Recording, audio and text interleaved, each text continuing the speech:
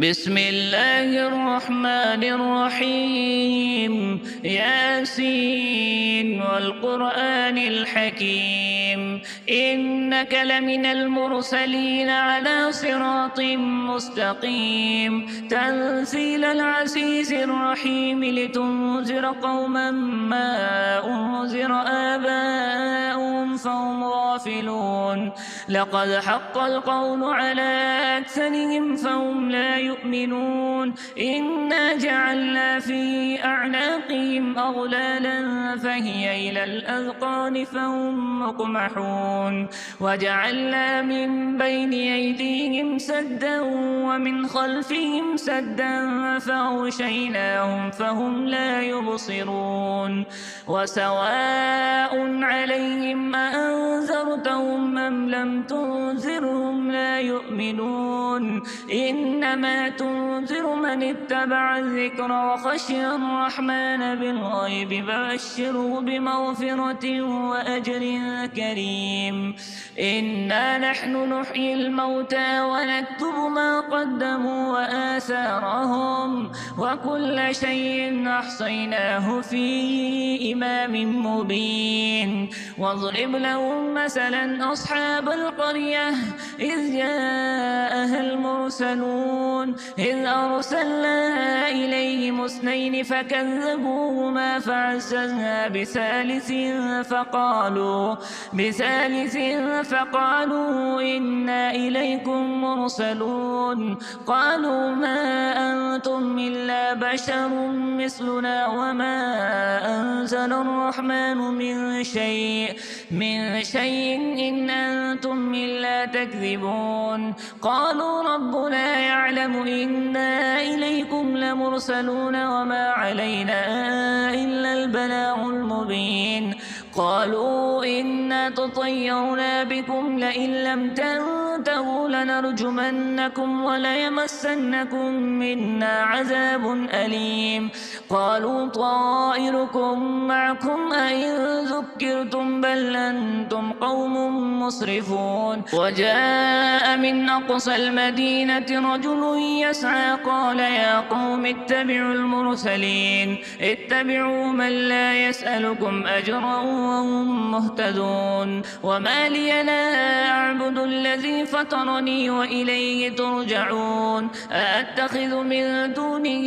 آلهة إن يردني الرحمن بضر لا تغن عني شفاعتهم شيئا ولا ينقذون إني إذا لفي ضلال مبين إني آمنت بربكم فاسمعون قيل ادخل الجنة قال يا ليت قومي يعلمون بما غفر لي ربي وجعلني من المكرمين وما أنزلنا على قومه من بعده من جند من السماء وما كنا منزلين إذ كانت إلا صيحة واحدة فإذا هم خامدون يا حسرة على العباد ما يأتيهم من رسول إلا كانوا به يستهزئون ألم يروا كم أهلكنا قبلهم من القرون أنهم إليهم لا يرجعون وإن كل لما جميع لدينا محضرون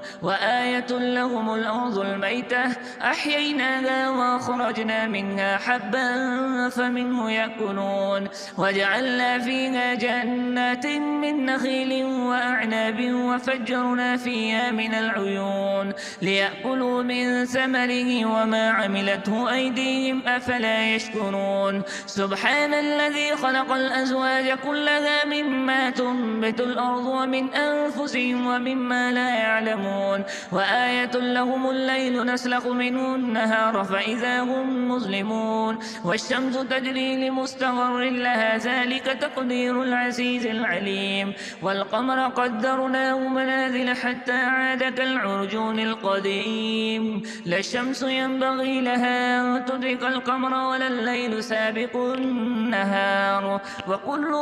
في فلك يسبحون وآية لهم أنا حملنا ذريتهم في الفلك المشحون وخلقنا لهم من مثله ما يركبون وإن نشأ نغرقهم فلا صريخ لهم ولا هم ينقذون إلا رحمة منا ومتاعا إلى حين وإذا قيل لهم اتقوا ما بين أيديكم وما خلفكم لعلكم ترحمون وما تأتيهم من آية من آيات ربهم إلا كانوا عنها معرضين وإذا قيل لهم أنفقوا مما رزقكم الله قال الذين كفروا للذين آمنوا أنطعم من لو يشاء الله أطعمه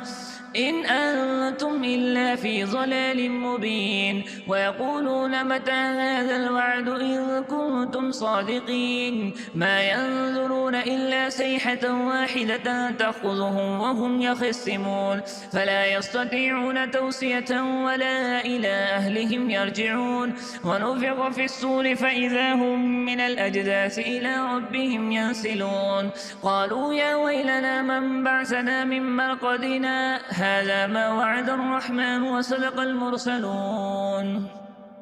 إن كانت إلا صيحة واحدة فإذا هم جميع لدينا محضرون فاليوم لا تظلم نفس شيئا ولا تجزون إلا ما كنتم تعملون إن أصحاب الجنة اليوم في شغل فاكهون هم وأزواجهم في ظلال على الأرائك متكئون لهم فيها فاكهة ولهم ما يدعون سلام قولا من رب رحيم وامتازوا اليوم أيها المجرمون ألم أعهد إليكم يا بني آدم ألا تعبدوا الشيطان إنه لكم عدو مبين وأن اعبدوني هذا صراط مستقيم ولقد أضل منكم جبلا كثيرا أفلم تكونوا تعقلون هذه جهنم التي كنتم توعدون اصلوها اليوم بما كنتم تكفرون اليوم نختم على أفواههم وتكلمنا أيديهم وتشهد أرجلهم بما كانوا يكسبون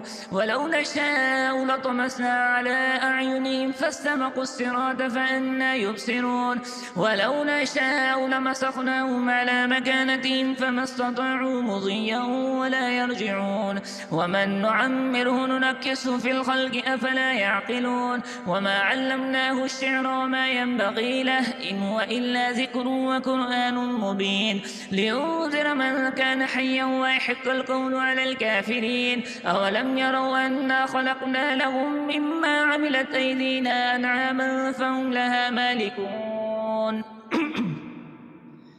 وذللناها لهم فمنها ركوبهم ومنها يأكلون ولهم فيها منافع ومشارب أفلا يشكرون واتخذوا من دون الله آلهة لعلهم ينصرون لا يستطيعون نصرهم وهم لهم جند محضرون فلا يحزنك قولهم إنا نعلم ما يسرون وما يعلنون أولم ير الإنسان أنا خلقناه من نطفة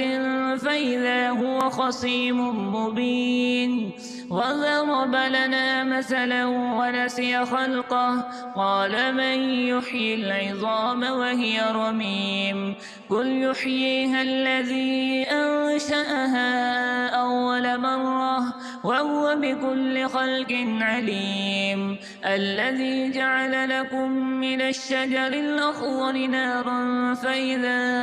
أنتم منه توقدون أوليس الذي خلق السماوات والأرض بقادر على أن يخلق مثلهم بلى وهو الخلاق العليم إنما أمره إذا أراد شيئا أن يقول له كن فيكون فسبحان الذي بيده ملكوت كل شيء وإليه ترجعون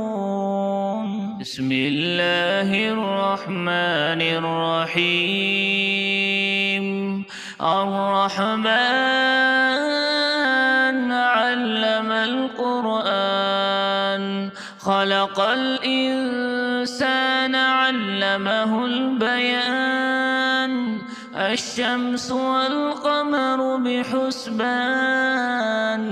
والنجم والشجر يسجدان والسماء رفعها ووضع الميزان ألا تطغوا في الميزان وأقيموا الوزن بالقسط ولا تخسروا الميزان والأرض وضعها للأنام فيها فاكهة والنخل ذات الأكمام والحب ذو العصف والريحان فبأي آلاء ربكما تكذبان خلق الإنسان من صلصال كالفخار وخلق الجان من مارج من نار فبأي آلاء ربكما تكذبان رب المشرقين ورب المغربين فبأي آلاء ربكما تكذبان مرج البحرين يلتقيان بينهما برزخ لا يبغيان فبأي آلاء ربكما تكذبان يخرج منهما اللؤلؤ والمرجان فبأي آلاء ربكما تكذبان وله الجوار المنشآت في البحر كالأعلام فبأي آلاء ربكما تكذبان كل من عليها فان ويبقى وجه ربك ذو الجلال والإكرام فبأي آلاء ربكما تكذبان يسأله من في السماوات والأرض كل يوم هو في شأن فبأي آلاء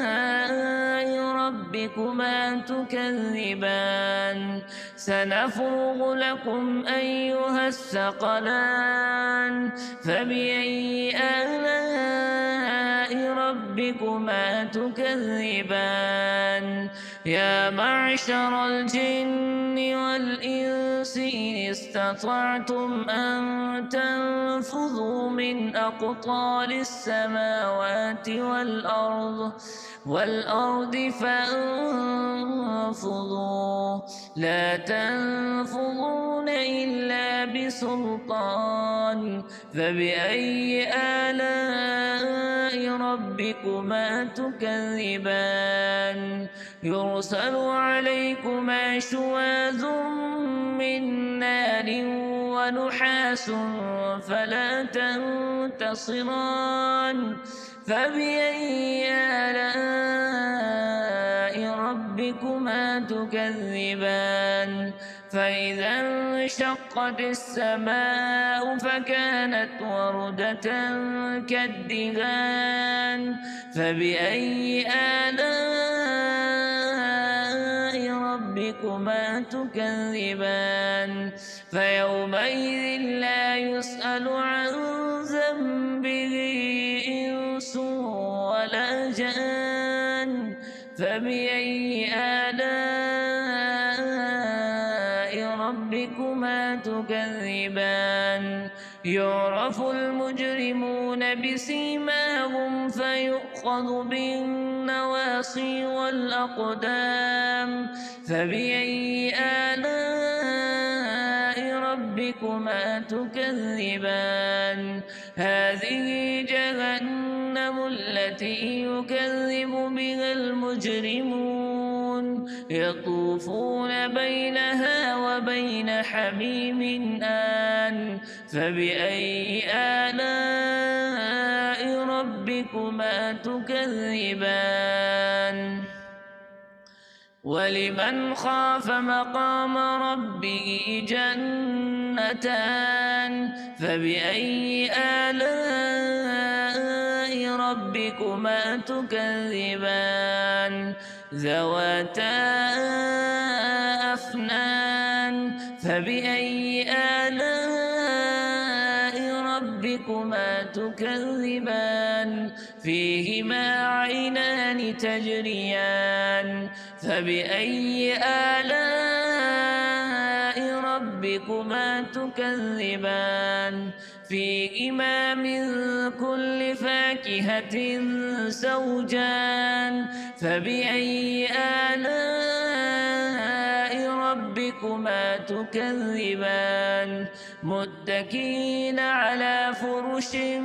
بطائنها من استبرق وجنى الجنتين دان فبأي آلاء ربكما تكذبان فيهن قاصرات الطرف لم يطمسهن إنس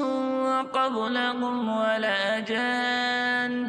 فبأي آلاء ربكما تكذبان كأنهن الياقوت والمرجان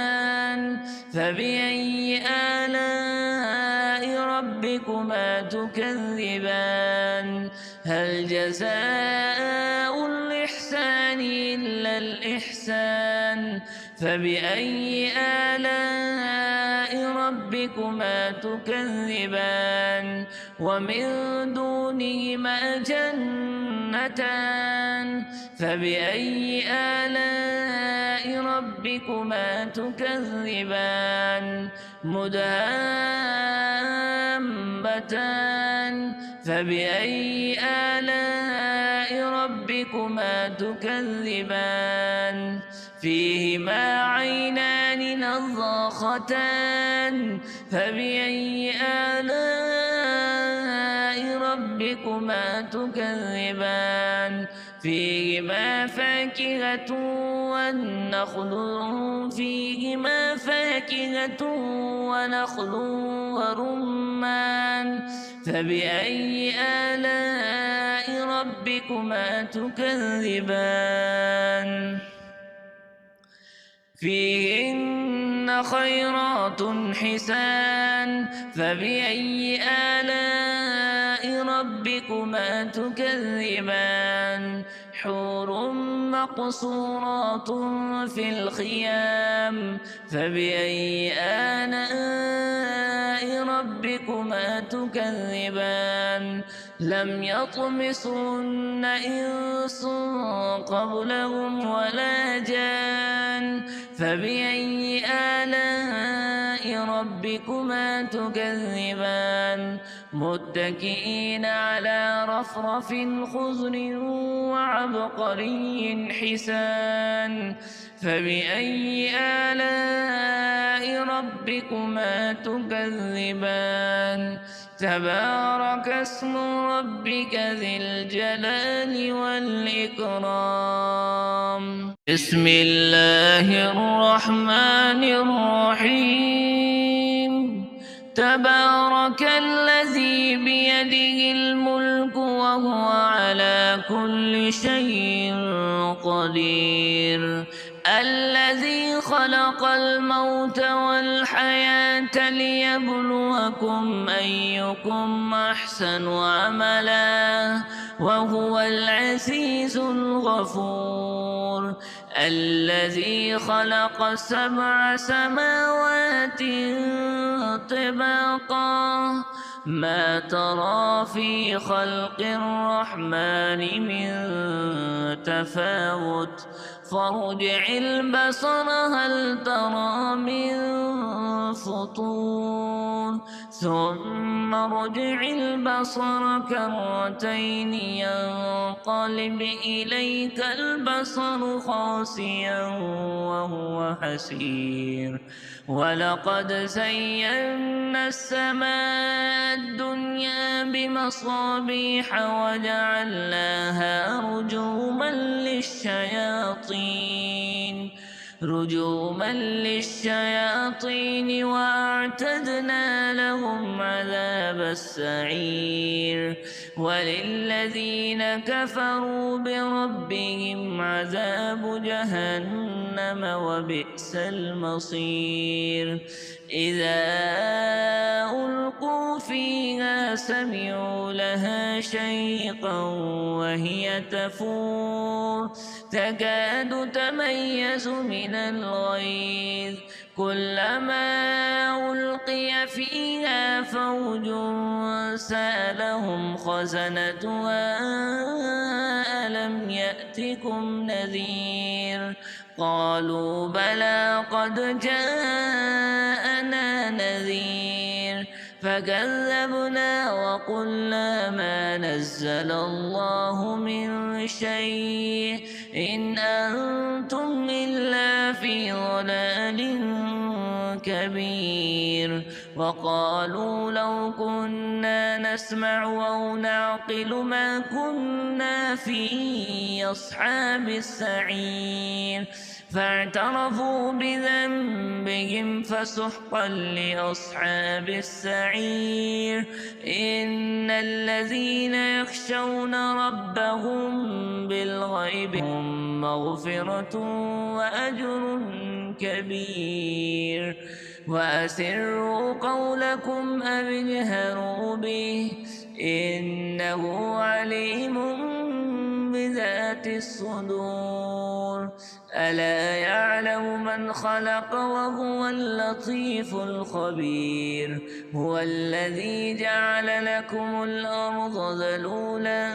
فامشوا في مناكبها وكلوا من رزقه وإليه النشور آمنتم من في السماء أن يخسف بكم الأرض فإذا هي تمور أم أمنتم من في السماء أن يرسل عليكم حاصبا فستعلمون كيف نذير ولقد كذب الذين من قبلهم فكيف كان نكير أولم يروا إلى الطير فوقهم صافات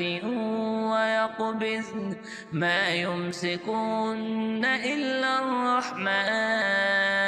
إنه بكل شيء بصير أمن هذا الذي هو جند لكم ينصركم من دون الرحمن